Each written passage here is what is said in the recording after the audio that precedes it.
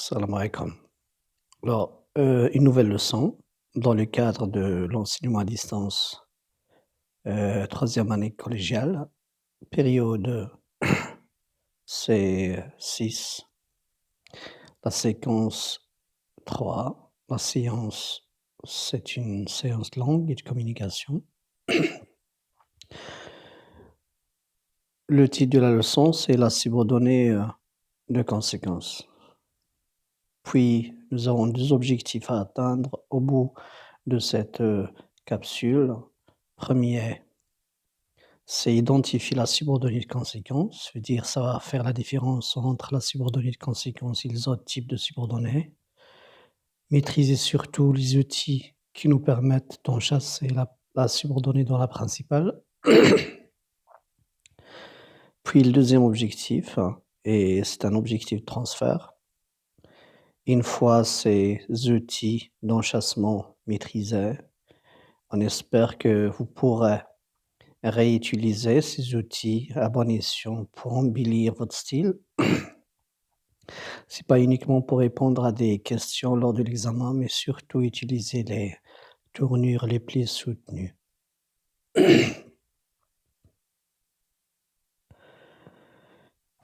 Dans la deuxième page, nous allons donner une identification, c'est-à-dire donner une définition et une présentation de ce qu'est la subordonnée de conséquence. Mais avant ça, on commence par le constat.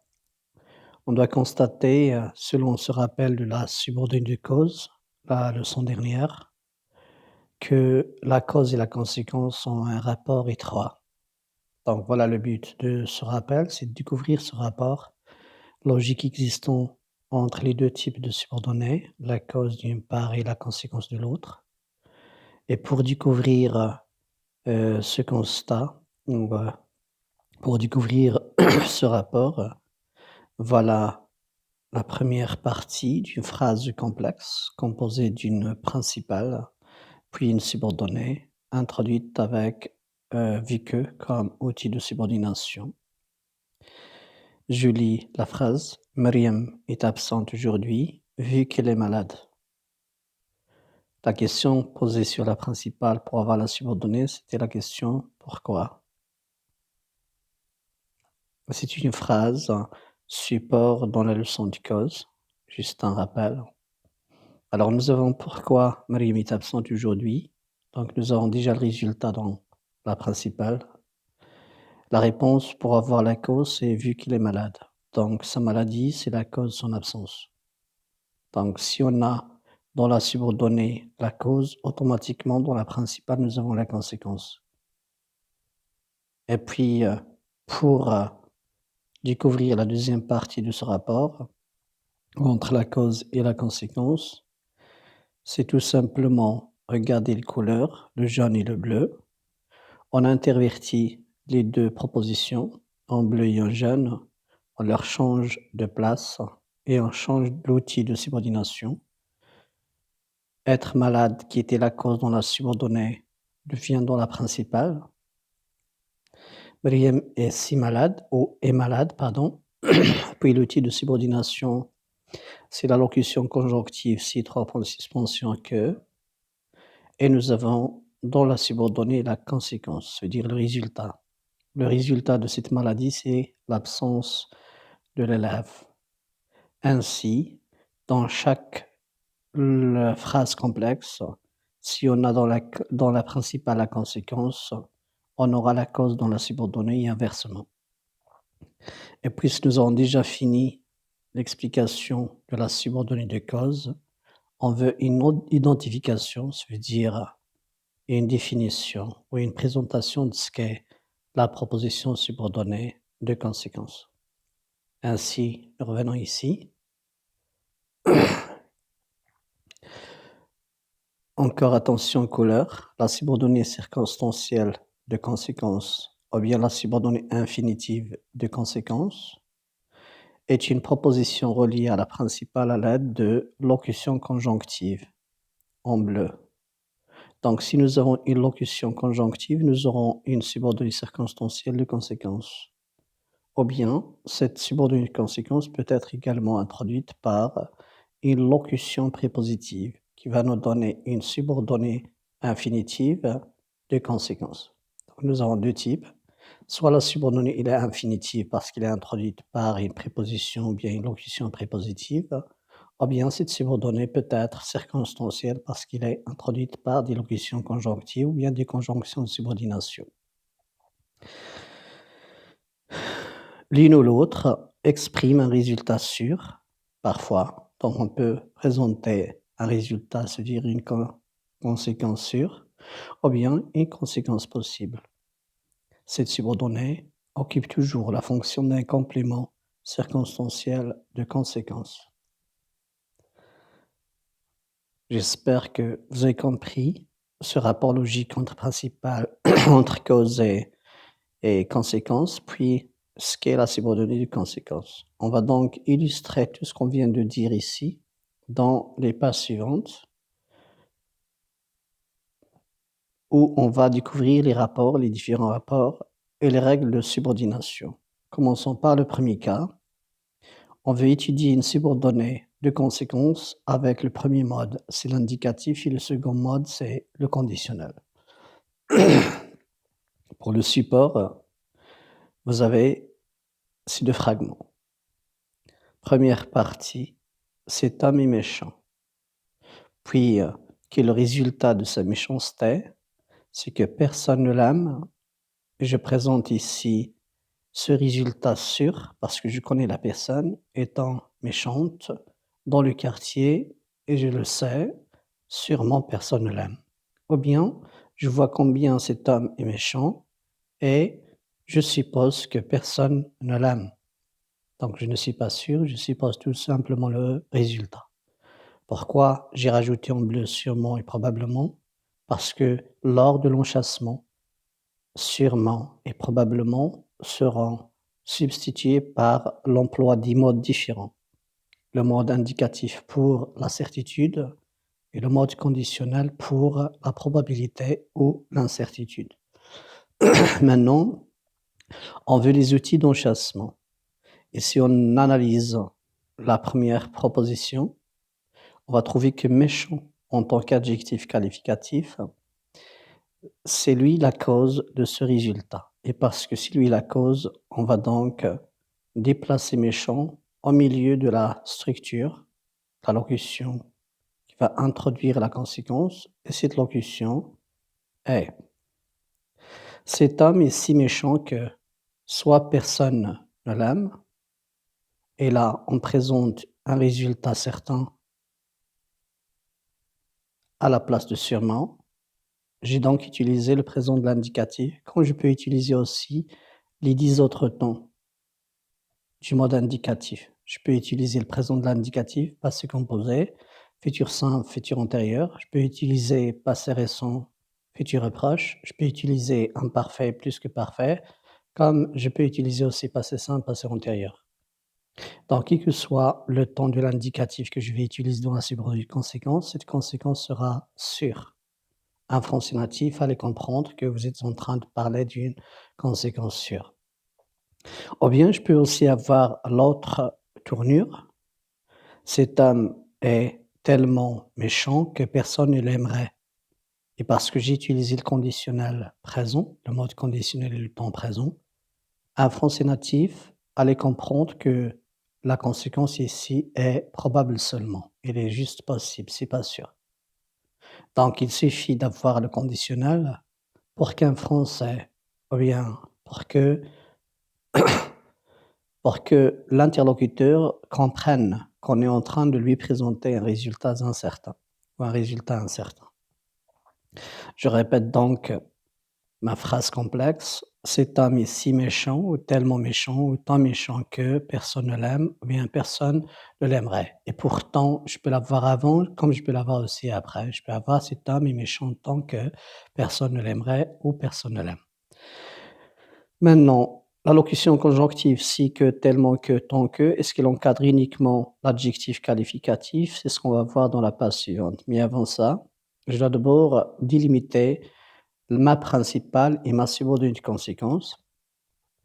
Ma principale commence par cet homme et finit par méchant. C'était la phrase basique.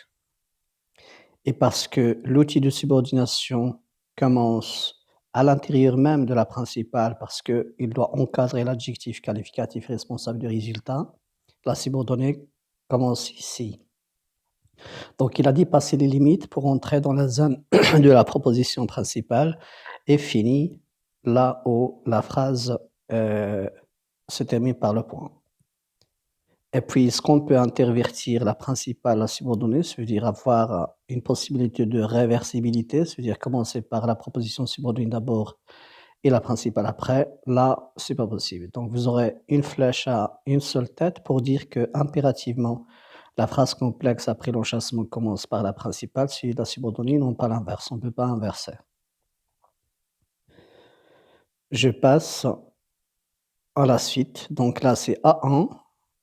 La locution si que, tellement que et tant que peut encadrer un adjectif qualificatif. Dans la page suivante, je vais encore continuer avec la même locution conjonctive, sauf que cette fois-ci, on encadre un adverbe.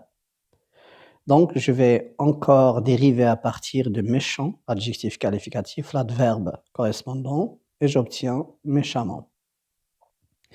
Mais avec l'adverbe méchamment, je ne peux pas garder le verbe de tout à l'heure, le verbe être. Nous avons dit cet homme est méchant. Ici, pour mettre l'adverbe, le verbe d'état être ne peut pas concorder. Alors, j'ai changé le verbe être en se comporter. Cet homme se comporte comment? Il se comporte méchamment. Comment encore? Si méchamment, tellement méchamment, tant méchamment que personne ne l'aime ou ne l'aimerait. Et si encore, c'est juste ce que nous avons vu dans le cas A1 pour la conséquence certaine ou incertaine. Donc, vous voyez, la phrase fonctionne encore. Donc, l'outil de subordination de conséquence si que, tellement que, tant que peut en même temps encadrer un adjectif comme il peut également encadrer un adverbe. Je peux même voir est-ce que ça peut encadrer le nom. Donc je dérive encore le nom de méchant ou méchamment, je le mets au milieu de la structure de la locution conjonctive de subordination. Le nom de méchant, c'est méchanceté. Et parce que c'est un nom féminin singulier, je garde encore le que, la conjonction subordination. Pour ces auxiliaires, seront plus si, tellement, tant, mais on aura de tel, d'un tel, d'une telle, de tel. Et si méchanceté, c'est un nom féminin singulier, on va choisir d'une telle. Cet homme est d'une telle méchanceté que personne ne l'aime, ou bien que personne ne l'aimerait. Et puis, on suppose que vous avez un autre nom, masculin singulier, exemple de talent. Exemple d'un joueur, ce joueur est, talent c'est un nom masculin singulier, donc je ne vais pas utiliser d'une telle, mais d'un tel. Ce joueur est d'un tel talent que toutes les équipes veulent qu'il joue pour elle, par exemple. Toutes les équipes veulent qu'il joue pour elle, ce sera la conséquence résultant du mot talent. Et c'est un talent masculin, non masculin singulier. Donc je vais mettre d'un tel. Je peux encore mettre ce travailleur est ou a de telles compétences et je vais avoir compétences comme nom ici féminin pluriel. Je vais pas mettre d'un tel, je vais pas mettre d'une telle, mais de telle parce que c'est féminin pluriel. Et j'obtiens ce travailleur a de telles compétences que elle est tout le temps embauchée ou bien elle est embauchée dans la meilleure société, par exemple industrielle du quartier. Donc je peux avoir soit de tels 3 points de suspension que, comme moyen de subordination de conséquence, ou bien d'un tel 3 points de suspension que, d'une telle ou de telle, et à l'intérieur, je dois mettre le nom dérivé de l'adjectif ou de l'adverbe. Et à chaque fois, ces mots qui sont entourés par l'outil de subordination, c'est toujours la vraie cause du résultat que vous avez dans la subordonnée. Je passe au cas suivant.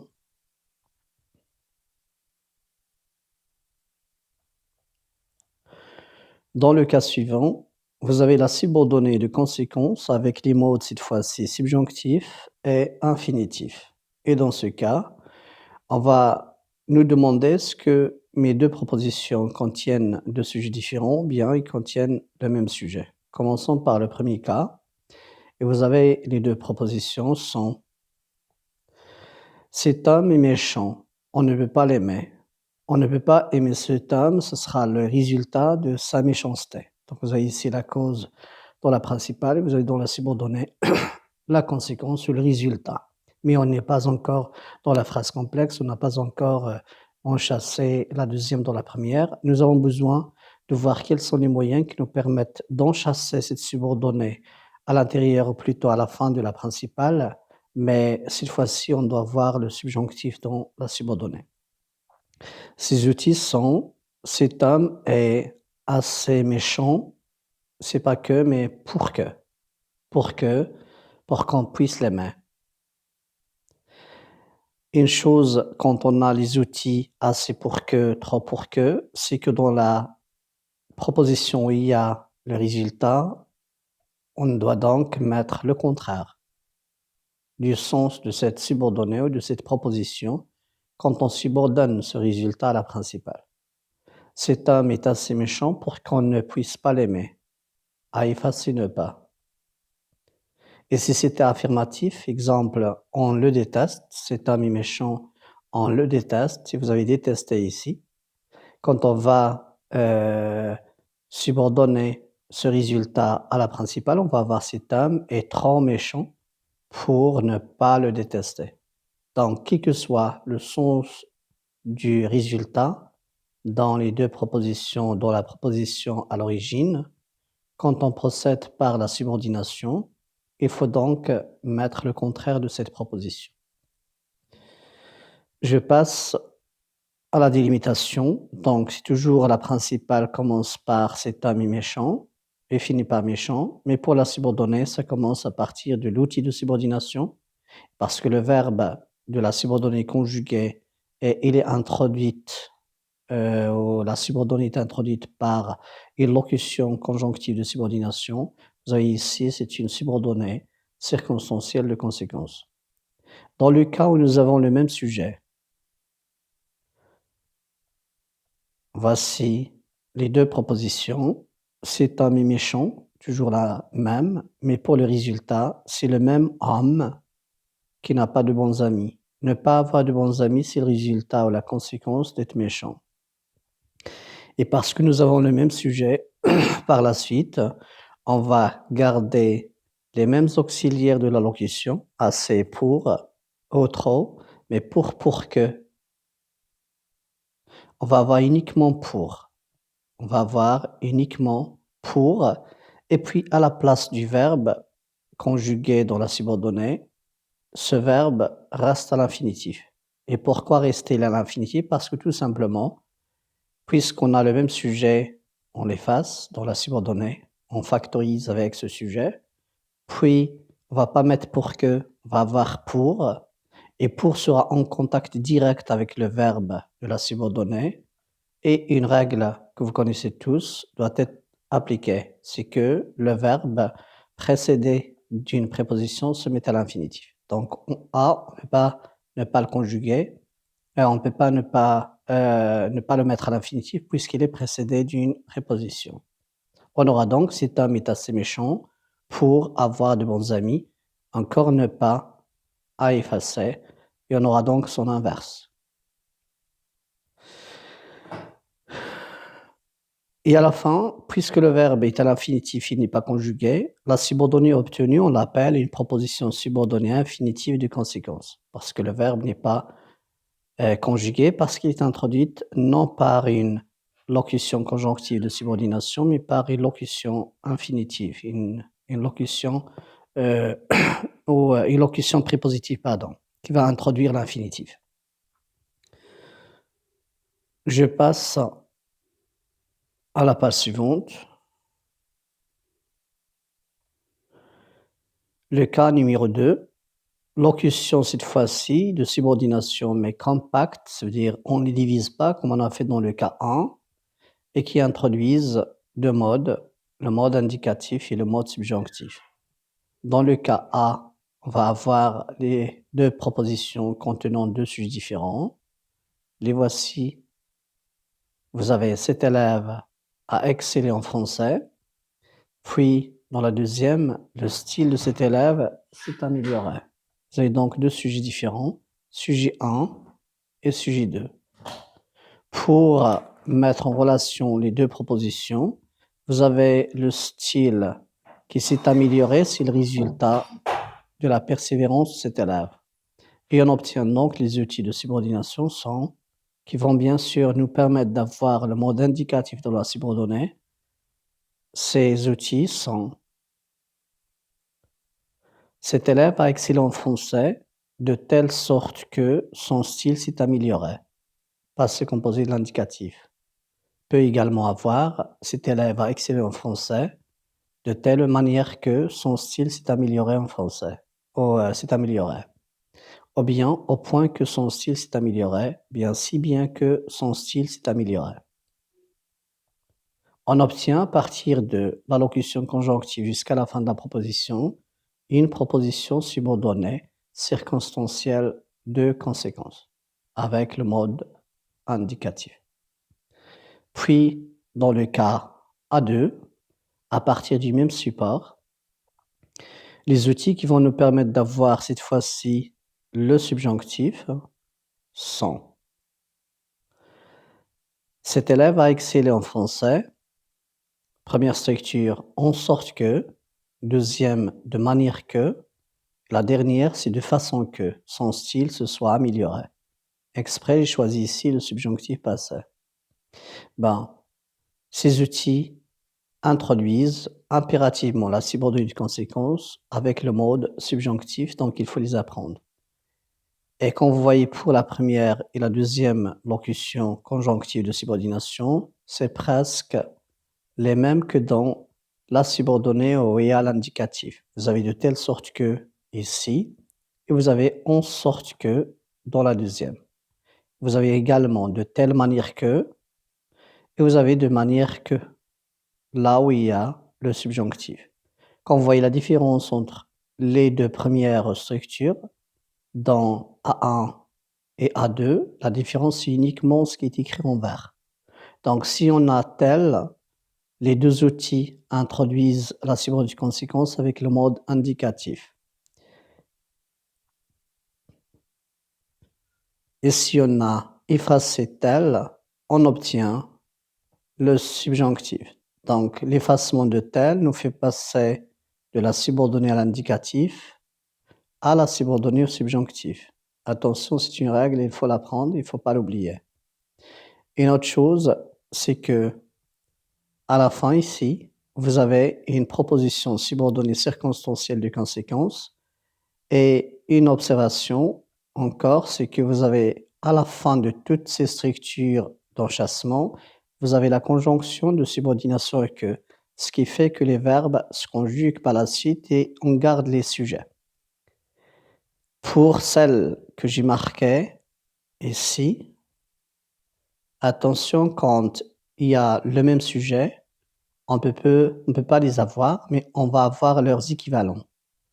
À la place, par exemple, de telle sorte que et en sorte que, on va avoir de sorte de. Puis, de telle manière que et de manière que peut avoir de manière à. Et ces équivalents sont des équivalents de locutions prépositives qui vont introduire l'infinitif, par exemple. Ils ne vont pas introduire la subordonnée circonstancielle de conséquence, mais la subordonnée infinitive. C'est ce qu'on va voir dans la page suivante. Donc, on va travailler avec les équivalents de ces structures que j'ai marquées. Et pour les autres que je n'ai pas marquées, quel que soit le sujet, soit le même, soit deux sujets différents, le verbe de la subordonnée doit être conjugué et on garde le même sujet ou les deux sujets. De toute manière, ça ne change pas. Mais pour celles que j'ai marquées, le cas change. C'est ce qu'on va voir par la suite, ce qu'on appelle la subordonnée infinitive de conséquence. On l'obtient à partir de cet élève a excellé en français et elle a de bonnes notes. C'est la même élève, il s'agit d'une fille. et l'excellent français, c'est la cause. La conséquence et le résultat, c'est il a de bonnes notes. Et parce qu'on a le même sujet, c'est comme on a vu dans un cas où il y a les outils de subordination qu'on sépare en deux, qui encadrent surtout. Ok, je me souviens pas de l'exemple, mais bon, on va avoir ce sujet qui va être effacé parce qu'il est répété. Il y a la place des locutions conjonctives, on va avoir des locutions prépositives, donc ils vont finir par, ou ils vont être finis par des prépositions, et le verbe qui reste, parce qu'il est précédé de la préposition, de la locution prépositive, automatiquement, il ne faut pas qu'il soit conjugué, donc il reste à l'infinitif. Ainsi, le résultat final de la subordination est cet élève a excellé en français de façon à avoir de bonnes notes. Ou bien au point d'avoir de bonnes notes, ou bien en sorte d'avoir de bonnes notes. Et comme vous voyez, vous avez ici la proposition subordonnée, elle est infinitive parce que le verbe n'est pas conjugué. Il est donc resté à l'infinitif. On l'appelle une subordonnée infinitive de conséquence. Dernier cas, il s'agit d'une idée de conséquence avec autre outil. Peuvent être des adverbes, des conjonctions de coordination, des locutions adverbiales, etc. Et dans ce cas encore, on va avoir uniquement deux modes, soit le mode indicatif, soit le mode conditionnel. Alors ces outils sont cet élève travaille bien, donc il aura ou il aurait de bonnes notes. C'est pourquoi il aura de bonnes notes. Par conséquent, il aura de bonnes notes. Alors, il aura de bonnes notes. En conséquence, il aura de bonnes notes. Ainsi, il aura de bonnes notes. Ou bien par suite, il aura de bonnes notes. 3 points de suspension. Dernière note, tous ces moyens qu'on vient de faire, qu'on vient de voir, ce sont des moyens équivalents de donc et alors que vous avez l'habitude d'utiliser. Donc, si donc et alors, ce sont des outils du français familier et courant, vous devez apprendre à utiliser ces outils plus beaux qui vont embellir encore davantage vos tournures stylistiques ou tournures syntaxiques. C'est ainsi que vous devez arriver à l'objectif de transfert, dernier objectif qu'on a présenté ici dès le début. Cet objectif est beaucoup plus important que le premier. Après avoir maîtrisé tous ces outils qu'on vient de voir, il faut pouvoir réutiliser de temps à autre ces outils de subordination de conséquence dans vos écrits. Merci beaucoup. Encore avant d'oublier, j'ai à la fin de toute cette capsule une page d'exercice que vous devez faire avant de vous diffuser la nouvelle vidéo, la prochaine vidéo sur qui traitera la correction. Alors, vous pouvez arrêter la vidéo pour faire les exercices et attendre la vidéo de la correction après. Merci beaucoup.